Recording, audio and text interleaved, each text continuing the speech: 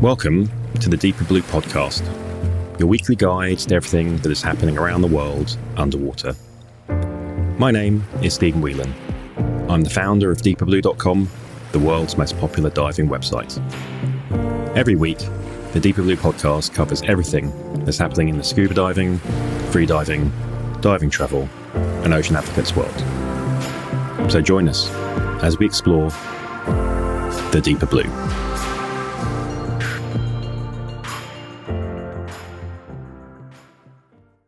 Hi everyone, welcome to the DeeperBlue Podcast. We're at episode 4. I have to say, reflecting a little bit back on the last month of this podcast, it's been a truly incredible ride. I think the response has been overwhelmingly positive, and I want to just take a moment to say thank you for all your listens, shares, reviews, ratings, and emails that we've received over the last month. It's been truly, truly heartwarming and amazing to see how great everyone's receiving this podcast.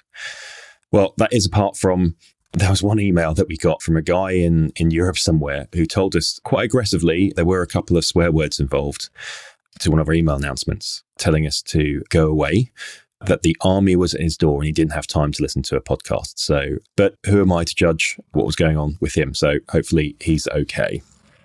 Before we get on to some news, we'll do that in a moment. I wanted to talk a little bit about what's happened over the last month since the show debuted.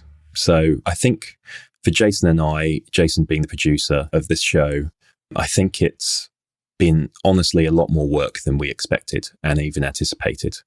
But it's been a hell of a lot of fun, I have to say. Doing this podcast has been an amazing ride. It's allowed us to connect to an incredible set of people all over the world. And that's continuing, to be honest, as the guests we have on the show are taking time to connect us with other people and people that some of you may have heard of. And we're also highlighting shows and people who you may not have heard of. So that is absolutely amazing. It's also reminded us as to why this is such an incredible community, the diving community and the DeeperBlue community. We've talked to so many people across the community who have such an incredible passion for the ocean. And it's great because that echoes our passion for the oceans. So thank you all. Thank you to our guests. Thank you to our community. And thank you to our listeners. So looking forward a little bit, we have an incredible lineup of people that we have over the next few months. And some of these people are the most iconic and important people in the diving and ocean worlds. We've got people who've dived the Titanic. There's pioneering freedivers and scuba educators. We have technical divers who've explored some of the most phenomenal wrecks in the world. And we're also very lucky to be able to talk to some of the most legendary divers and ocean conservationists alive today. So some pretty epic stuff coming down the line. So please keep listening and showing your support through your shares, likes, ratings, and reviews. So thank you.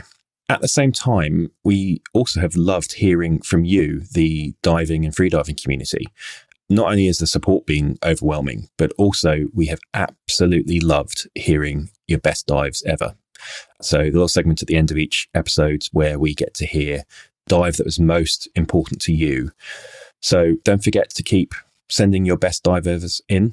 You can find out more information and submit directly on the website at podcast.DeeperBlue.com/best dive ever. Keep those submissions coming in. They're absolutely amazing. Jason and I want to thank you for making this such an incredible ride so far. So thank you so much. Now, thankfully, you won't just be hearing from me or Jason. There will be others involved as we grow and develop.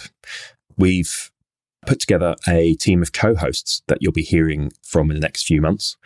And they are honestly the most wonderful group of beautiful people. And I'll be honest, slightly weird as well, but that reflects Jason and myself at the same time. So let me take you through who some of these people are.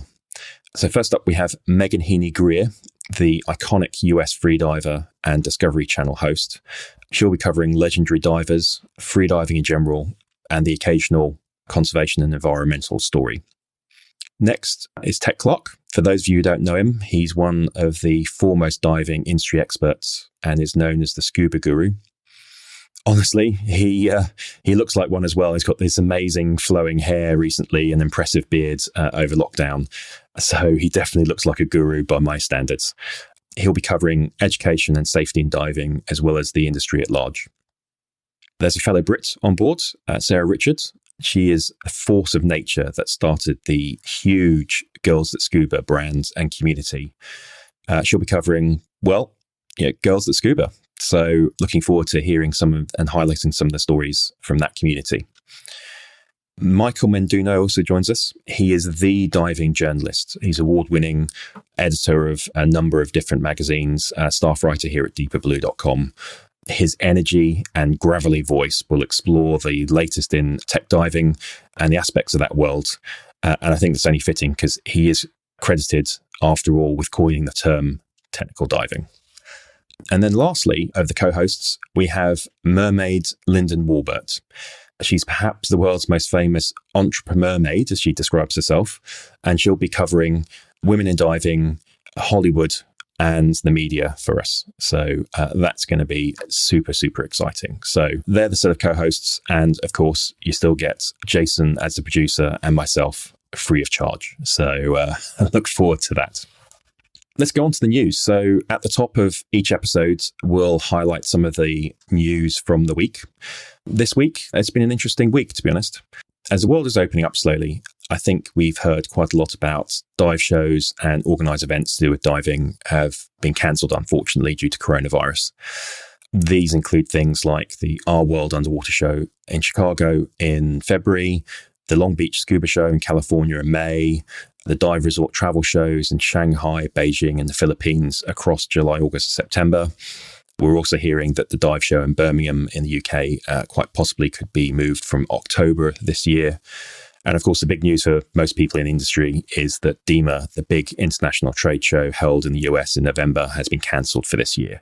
I think that in particular was quite disappointing for the industry, as it was the first time that it was going to be held in New Orleans for about 20 years. So I think there's a lot of disappointed people, including ourselves, about not being able to do that. But, it's important to stay safe. We also have heard that the World Series of Freediving, which was due to be in Greece and Kamalata in September, has been cancelled for the year, although there's some positivity around this because they are still hoping to host the Vertical Blue competition in the Blue Hole in the Bahamas towards the end of the year. And we also have some good news from our friends over at the Go Diving Show in the UK. They have just confirmed their dates in February 2021 to be returning to Coventry in the UK for their fantastic show. So looking forward to that. We've been keeping an eye on how things are opening up as well. Paddy have this fantastic coronavirus world map that kind of shows you where things are opening up across the world. So take a look at that. We're already planning and looking at destinations that are opening up. So places like Egypt, for example, some Dominican Republic, those sorts of places which are opening up, which is fantastic and complements the local diving that everyone is doing. Following on from that, we also have seen that Netflix have launched a new documentary series called Home Game.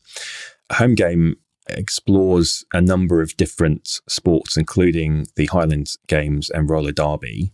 But probably most relevant to this audience is one of the episodes features freediving in the Philippines as one of their kind of extreme sports that they cover. Each episode is also a character study around the athletes. And I think the phrase from the freediver was, "I am happy when I'm deep," which I think we can all relate to be honest.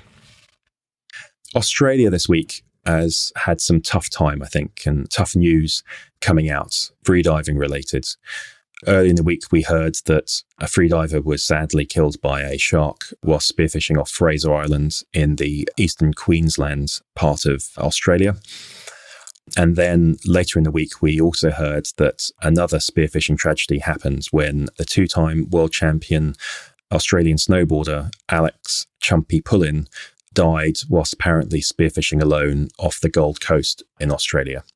He was spotted by a snorkeler unconscious on a reef Sad news. Please remember, everyone, never dive alone when either freediving or spearfishing. Please stay safe and take a look. We've got some beginner guides for both freediving and spearfishing on DeeperBlue.com. So take a look at those. They can help you stay safe. There's a brand new digital diver magazine launched this week from the diving agency Raid called The Edge. It contains a whole load of industry news, travel reports, equipment reviews, and Raid training updates, and is available at diveraid.com/The Edge. Finally, you'll have heard me jokingly refer to in a few episodes about a very serious condition that the divers of the world are suffering from at the moment, known as webinaritis, just because there are lots of webinars going on at the moment. But we did see this week that Chantel Newman, founder of the Diver Medic, has just announced her 100th webinar. It's a fantastic series of webinars featuring a revolving list of some of the top names in the scuba, technical and freediving circles. And they're all still continuing, so check it out. But also you can go on demand and look at the previous ones at DiverMedic.com. To be honest, I just don't know how Chantel does it, because it's multiple episodes and webinars a week, and each one is an hour long. So hats off to you, Chantel. Absolutely fantastic. So that's it from the news this week. Next up, we have the interview with the Raid president, Paul Toomer. He's going to tell us and talk to us a little bit about what it's like being a maverick in the diving industry from day one. You're listening to the world's only weekly podcast for scuba diving, freediving, dive travel, and ocean advocacy. This is freediver Megan Heaney Greer, and you are listening to the DeeperBlue Podcast. Welcome to the DeeperBlue Podcast. We are here today with Paul Toomer, president of the dive agency Raid, an instructor, trainer and explorer, and recovering dive addict. Would that be a good way of introducing you? I think that would be an absolutely perfect way of introducing me. El Presidente would have been a lot better, but yeah, that'll work. El Presidente, I like it. So Paul Toomer, El Presidente of Raid. Fantastic. Si. So welcome to the podcast, Paul. For those of our listeners who don't necessarily know who Raid is and who you are, why don't you just give us a quick introduction to Paul Toomer? I'm the president of Raid. Raid is obviously a global training agency, as everyone knows. I'm based here in sunny London, sitting next to the river. In actual fact, I'm only 2 miles away from where you live, my good friend. And at the moment, of course, I'm locked down in London. Normally, I'm found in Malta or Italy or America or Asia or Australia. So yeah, locked in London at the moment. Obviously, I know you very well, Paul, but tell us a little bit about your interesting career of how you got to become El Presidente. I started diving in 96, became an instructor in 97, opened a couple of dive centers in London, then moved into the technical arena. And then in 2010, 2011, I was picked up by SSI to be their training director for technical global. Had the most amazing 2 years with SSI. Really, really did enjoy my job. And then just fate dealt me a card where there was a possibility to join my two friends and start our own agency. So we started Raid, and that's it in a nutshell, really. And Raid started off as a technical agency, I think. It was more about rebreathers. Is that right? Raid was originally owned by Poseidon, the rebreather manufacturer. So what Poseidon did was they formed Raid, which was the Rebreather Association International Divers. And then in 2014, the three of us got together and we rebirthed the company. And now we're not the Rebreather Association International Divers. We're just Raid. And now we do recreational, rebreather, technical, cave, rec, the whole 9 yards. Freediving. Freediving, yes, indeed. With my wonderful training director, Emma. Yep, Emma Farrell's doing an amazing job at Raid. But let's go back to diving leisure, I think you said. So the first dive centre. So if I remember correctly, you were quite a young whippersnapper and you caused a few ripples when you first opened the centre. Tell us a little bit of story about that. Well, we caused ripples from the day we learnt to dive. So me and 9 of my buddies, so our wives and our girlfriends, and we all arrived at this dive centre down in Poole where 2 gentlemen, Steve Axtell and Phil Short, met us, covered in tattoos. We didn't drive down there. We all rode on our motorcycles. So this thunderous 1000cc 5 blades rocked up outside. And we basically took over the course. I mean, really. So I went under the water and was bitten by the bug immediately. I literally did regulator remove and replace and purge clear, then blow clear, came to the surface. I looked at Steve Axtell And I said to him, this is my job forever. So, of course, he laughed at me. And then the following weekend, we went and did our first 2 dives. And I walked into his shop and I said, I want to be a diving instructor. He gave me a famous statement, which he said, could you take your wallet out of your pocket? So I did. And he said, now repeat after me. Help yourself. so I let him help himself to my wallet. But I started to realize that I'd been self-employed since I was in my very, very early 20s. And I realized that actually I wouldn't take orders from other people very, very well unless they really had a fundamental understanding of how wild I am. I'm a drummer, I'm a motorcyclist, I'm covered in tattoos, I've got piercings, I'm pretty out there. And I started to look for a dive center, found the dive center 6 months after being a diver. And on the weekend that I did my instructor exam up at Stony Cove, my wife or my ex-wife and my sister opened the store for me because I found the exam and I raced off and I did the exam. From then it was completely mad because I had dreadlocks down to my backside, cut in a mohawk with a long beard with metal threaded into it. So people used to walk into the store and I was super skinny. I used to wear a vest and combat shorts and German paratrooper boots. And they'd see this thug standing there covered in ink and piercings. And English people are fantastic because they don't want to turn around and leave, right? When they walk in somewhere, right? It's very, very rude to turn on your heels and just walk out the door, right? And of course, they'd stand there and I'd walk over and I'd go, good morning, can I help you? And you could see in their face going, it speaks and it speaks well. It has manners. And of course, I said, if after 3 months the business is not doing well, I'll cut all the dreadlocks off and I'll cover the tattoos up and we'll go about it normally. And in actual fact, it did anything but that. It really, really played into our hands. So it was phenomenal. And really the tattoos have really helped create a career for me. My rock and roll attitude, when I'm off, I like to go for a drink. I like to party. You'll always see me out and about. Obviously not when I'm diving. I'm properly professional when I'm working, but when I'm not working and I don't have to get up in the morning and face a trimix dive or an expedition, I'm going to go and have fun. That's what we should all be doing, right? This is not a rehearsal, right? Absolutely. So as you said, I don't live too far away from you and we hang out on occasion. But Diving Leisure, I always remember going to see Diving Leisure. And one of the things I think set you apart was the community aspect of Diving Leisure. So what about that? Well, basically what we did was we treated every customer like they were king. So the art was to learn everybody's name, recognize their faces, make sure you found out what job they had so you could understand exactly who you were conversing with. Never ignore anyone. So even if the shop was full, you would take a break from your customer, walk around the shop, tell everybody in the shop that you would be 1 minute, invite them for a coffee. We put a lounge suite into the front of the shop. So people would just come and congregate. I had one customer who'd come down there and he'd do all of his work on his laptop and he'd just sit there for the whole week, drink all my coffee all week. And at the end of the week, he'd stand up and go, oh, so Cinto have just released a new computer and I've just seen it came in a box. I go, yeah. You go, well, I'll have one of those. And then off we go. And then we had a club night and we chose I think it was second Tuesday of every month.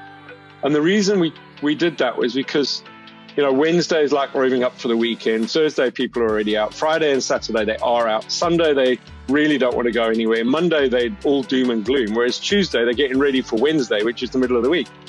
So we went and found a local pub. He embraced us, put dive logos all over the place. If you went to the urinals, you used to see my face. And it was like an Uncle Sam, we want you above the urinals. If you went to the ladies' toilets, I was plastered on the back of the toilet door. And yeah, it was hilarious, man. Basically, we created this community where you go to the pub, we'd have anywhere between 100 to 200. I think our biggest was about 225, 250 people at a club night on a Tuesday night. And then, of course, the pub used to shut at 11. So the pub used to sell us booze to take home. And then we go to the shop. And our neighbors were so magnificent. They let us party. And sometimes 3 o'clock in the morning, the community would still be there. And then we got together with travel companies and ran loads of trips where our instructors would go on the trip. So what we did is we convinced them to go on trips with us. And And it was just a magical community where everyone was made to feel important. It didn't matter to us whether you did continuing education or not. What we were interested in was just, let's go diving. It doesn't matter if we're going out this weekend and we're going to plod around in 6 meters of water off the Cornwall coast and, walk down all those stairs and spend the weekend together. It was just about going diving, because going diving is what unifies us all, isn't it? Your agency doesn't unify you. Your equipment brand doesn't unify you. It's the water that unifies you. And that's what we did. We just made everything about being in the water and having fun. And it was fantastic. And we trained thousands of divers out of that store over the 10 years that I was there. It was pretty phenomenal.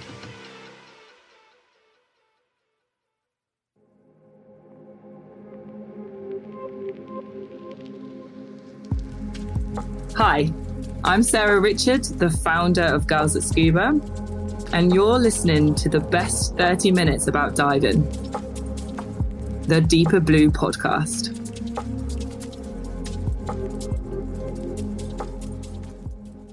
Today's top tip comes from Aron Arngrimsson in Kiev, Ukraine, owner of Dirty Dozen Expeditions.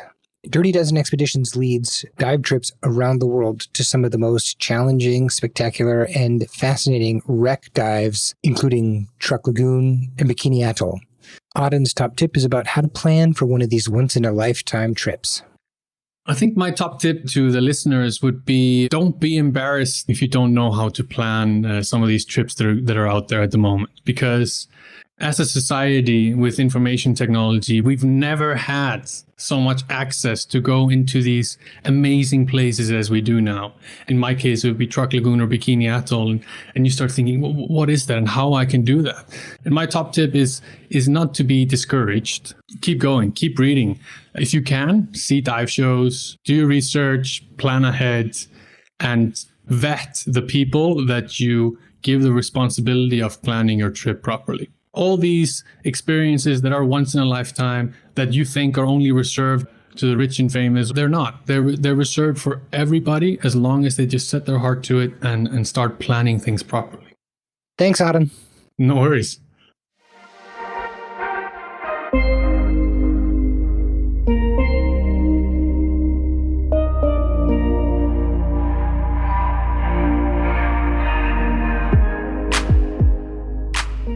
Finally, every episode, we share a story from you, the dive community, where we ask you to tell us about your best dive ever. My name is Rannva Jørmundsson, and I am based in Falmouth, the UK. My very best dive was from a cave diving trip in Mexico with one of my very best friends called Karina. And this was the cave system called Chan Hall. And this dive was just phenomenal because it's so adventurous from the beginning to the end. The dive starts by driving into someone's backyard where you kind of knock on the door and ask if you can dive their little pond, and you give them some money. And then there's a little bench that stood next to a hole in the ground, and then you kit up.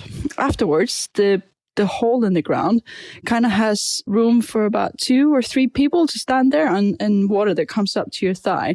No more than that. And after that, you put on your gear, you do all your checks and stuff. And by then, because you've been standing there, you've been mudding up the water so much that you can't see anything when you put your head underneath. And then you go over to the wall, and there's a rope that's tied to the wall. And then you start your descent, and you're literally going blind into the dive. And you're following the rope down and down and down it goes, and you can feel you're in a little hole. And then suddenly, whoosh, the cave just opens up, and it's so beautiful, and the walls are all white, and it's such an adventurous and such a fantastic dive. That's one of my favorite ones. And then me and Karina singing songs while we're cave diving and just looking at the beautiful sights and the stalactites and the stalagmites. I think that's definitely one of my best dives. We'd love to hear your story about diving. So at the end of the show, you'll find out all the info you need to submit your best dive ever.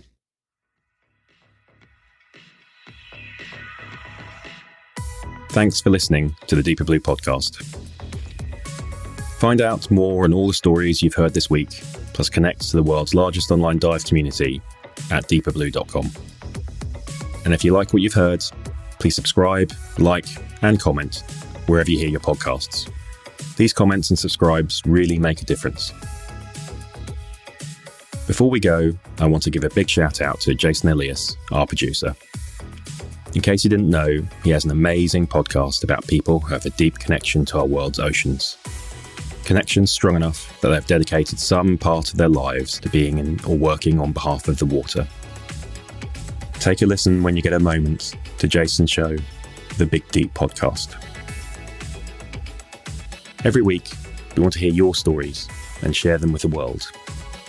So please record and send in your short story of your best dive ever. Keep it brief, no longer than 2 minutes, please.